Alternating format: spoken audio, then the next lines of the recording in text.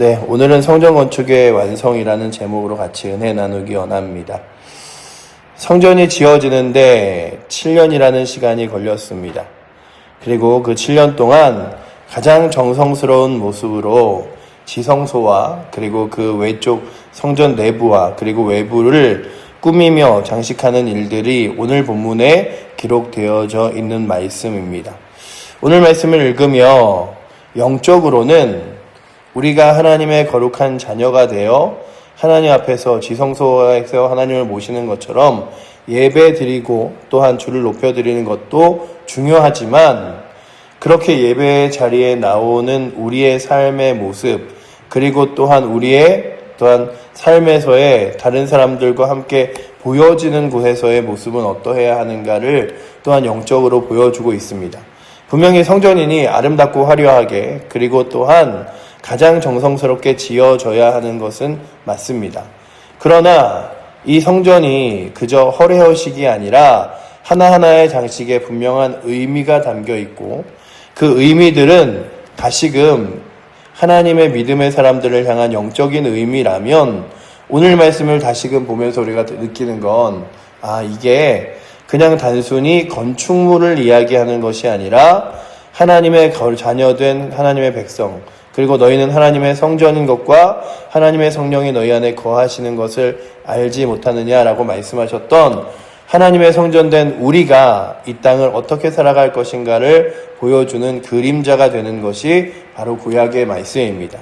그렇다면 이 말씀이 우리 가운데 다시금 보여주는 것은 그저 성전을 지어놓고 그리고서는 그 지성소 하나님의 그 언약궤와 그리고 또한 그 하나님께 마지막으로 예배드리는 지성소만을 아름답게 꾸민 게 아니라 그 내부에 있는 곳도 정말 그 오늘 말씀에 보시면 아름답게 꽃 모양으로 금을 입히며 새겼다고 써있죠. 그래서 30절에 보시면 내외 성전의 마루에는 금으로 입혔으며 내소에 들어가는 곳에는 감람나무로 문을 만들었는데 그 문 안방과 문설주벽은 5분의 1이요라고 써있으면서 그렇게 하나하나 문자까지 신경을 쓰고 그 앞에 금을 바르고 하면서 그로하여금 그저 하나님과 예배하는 곳으로만 성전의 모습이 중요한 것이 아니라 그렇게 사람들이 들락거리는 곳에서도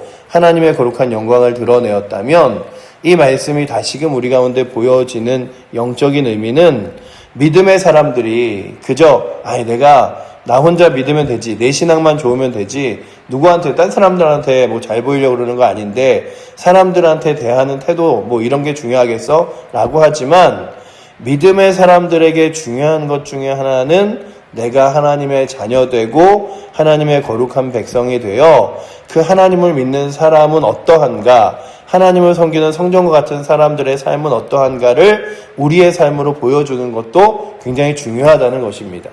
그래서 성전의 외부와 내부를 이렇게 만들므로써 오늘 말씀에 기록되어 있는 본문처럼 많은 사람들이 성전을 보고 저곳에 하나님의 거룩한 영광이 있구나, 하나님이 거기에 거하시는구나 라고 느끼게 하였어요. 그래서 보시면 36절에 또 다듬은 돌 3켜와 백향목 두꺼운 판자 1켜로 둘러 안뜰을 만들었더라 라고 기록하고 있죠.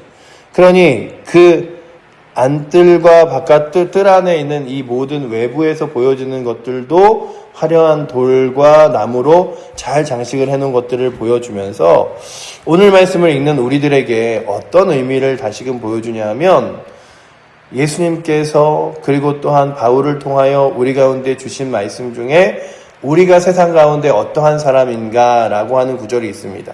너희는 그저 이 세상에서 나의 자녀로 세상 사람들 신경 쓸 필요 없이 세상 사람들과 상관없이 그냥 너희가 너희의 삶을 믿음으로 살아가면 되지 사람들과 관계 이런 거 중요한 거 아니다 이렇게 말하지 않아요. 그런데 오늘도 우리가 잘 보면 이단들이 굉장히 중요하게 여기는 것 중에 하나가 하나님과의 관계 이런 것들이에요. 그러니까 그들이 말하는 하나님은 분명 교주 그리고 또한 잘못된 신앙관에서 나온 잘못된 하나님이지만 그럼에도 불구하고 하나님의 관계를 굉장히 중요하게 여기고 말하지만 사람들과의 관계에서는 혹여나 사람들과의 관계가 불편해지면 그 관계를 끊어버릴 수도 있고 멀어질 수도 있다. 이러면서 신천지가 때로는 부모님과의 관계를 끊어라.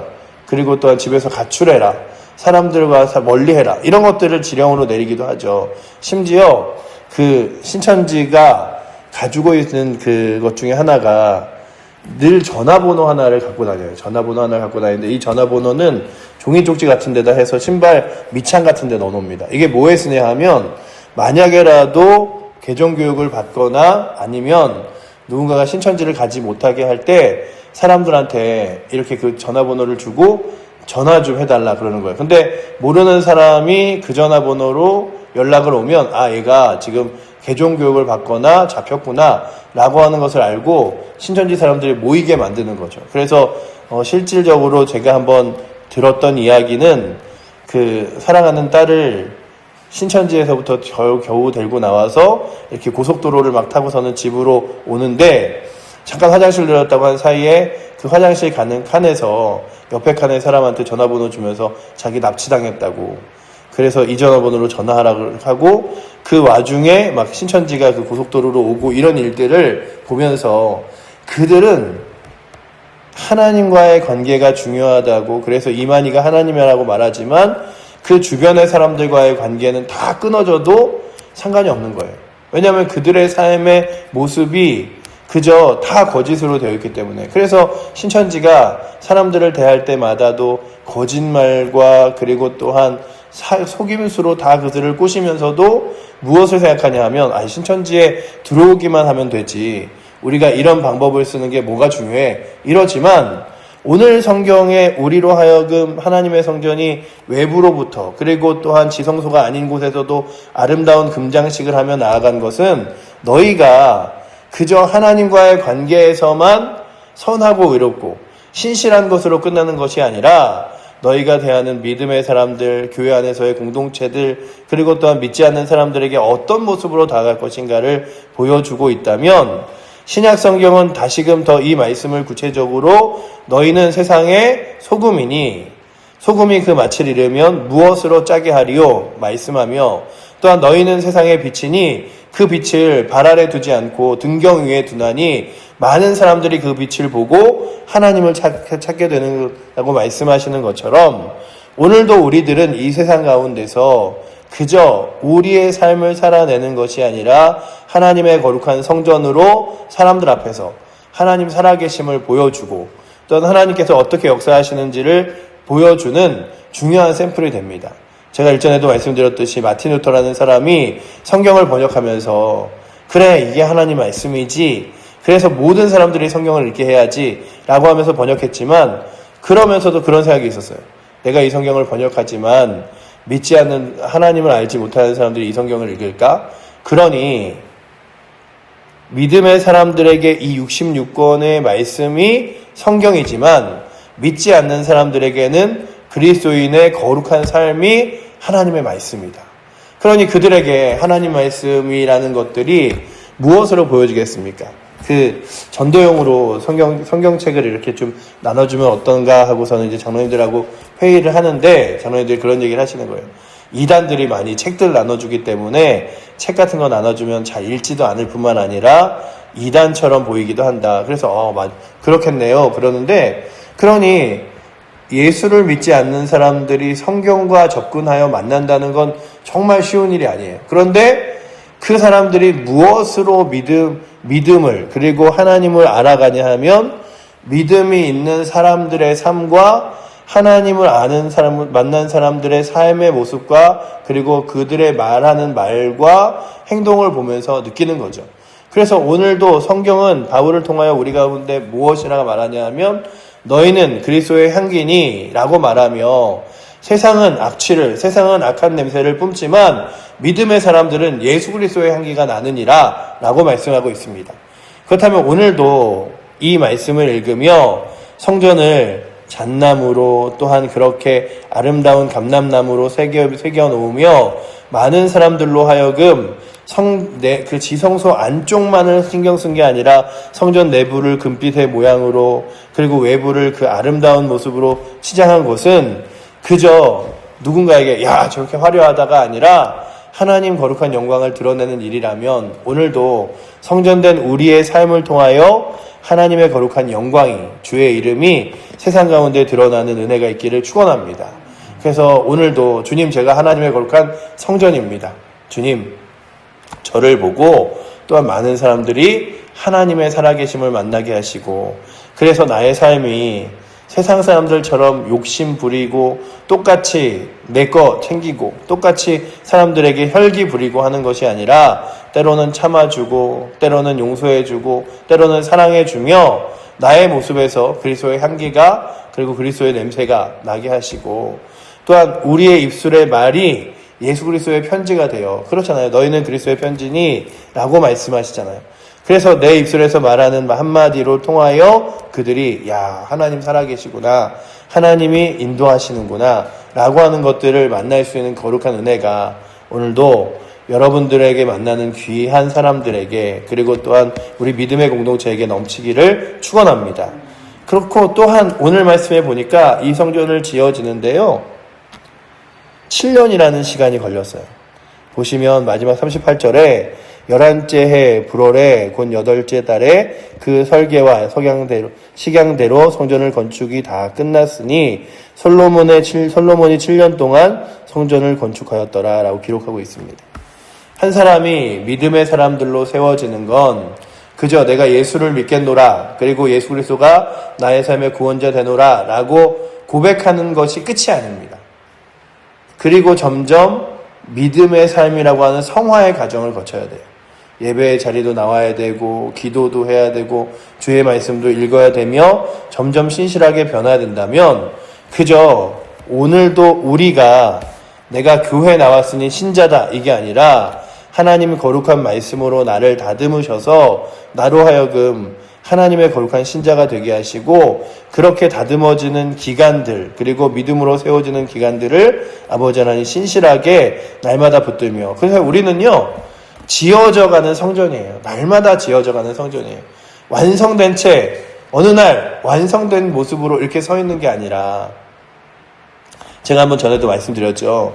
이렇게 고려대학교 운동장에서 전도할 일이 있었는데, 전도하러 나갔다가 정명석 이단의 JMS 총재가 막 축구하는 걸 보는데, 제 옆에 있던 어떤 사람이 저분이 어떤 분인지 아시냐고 얘기하면서 저분이 성경을 50번인가 몇 번을 읽고서는 성경의 진리를 완전히 통달하신 분이라고 이야기하면서, 저분처럼 하나님 말씀을 아는 사람이 없고 깨달은 사람이 없고 그건 저분 하나님의 능력을 전하는 사람이 없다고 말하는데, 그 얘기를 들으면서 이거 잘못된 사람이다 라고 느꼈던 것처럼 오늘도 우리들은 평생 하나님의 성전이 우리의 심령 가운데 지어져 가며 살아갑니다.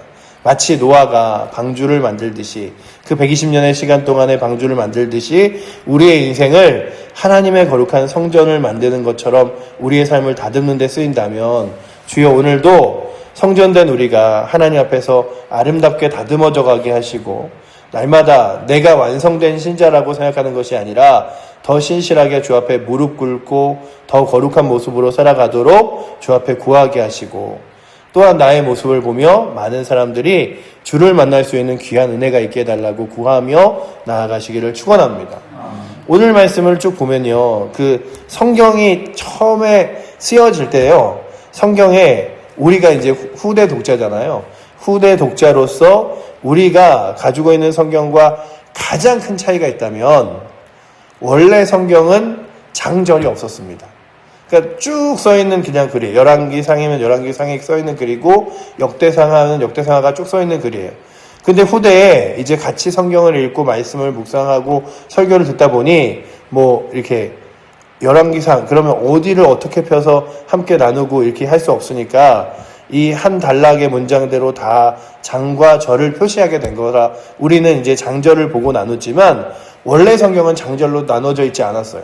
그런데 오늘 말씀에 이 6장의 마지막이 무엇을 기록하냐 하면, 솔로몬이 하나님의 성전을 짓는데 7년이 걸린 이야기와 딱 끝나자마자 7장 1절, 우리 7장 1절 말씀만 한번 같이 읽어보도록 하겠습니다.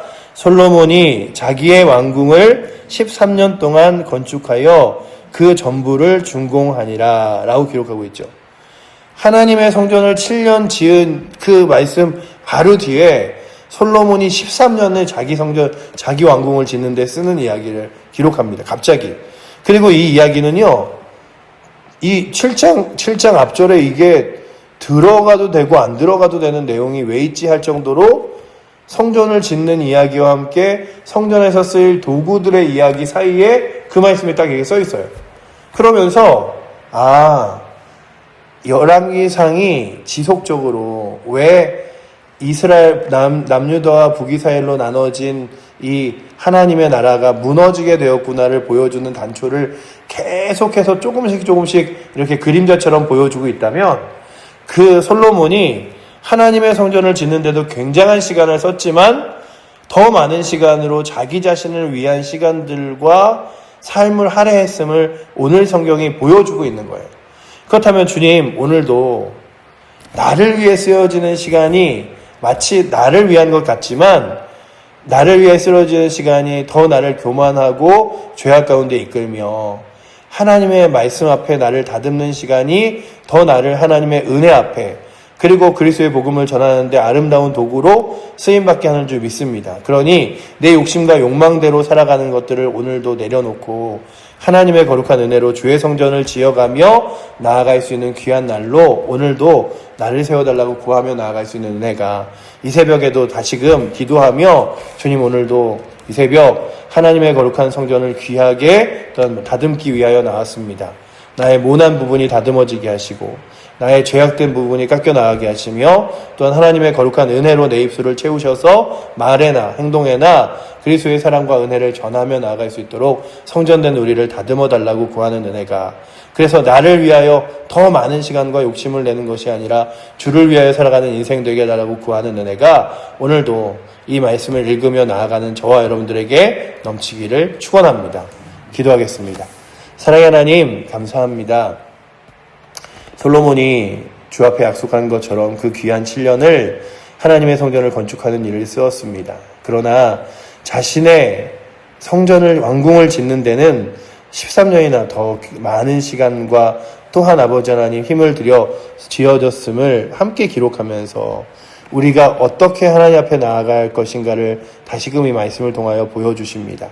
아버지 하나님, 오늘도 내 자신을 위하여 더 많은 것들을 쌓아가는 것이 인생이 아니라 하나님 거룩한 영광과 그 은혜를 위하여 살아가는 자가 믿음의 사람들임을, 그리고 또한 우리가 세상 가운데 그리스도의 향기이고 편지이고 빛과 소금임을 분명히 기억하며 주 앞에 나아갈 수 있도록 주님 인도하여 주시옵소서. 우리로 하여금 우리의 입술과 우리의 삶을 통하여 하나님 거룩한 영광을 드러내게 하시고 그런 거룩한 은혜를 통하여 또한 많은 사람들이 주 앞에 돌아오는 귀한 은혜도 허락하여 주시옵소서.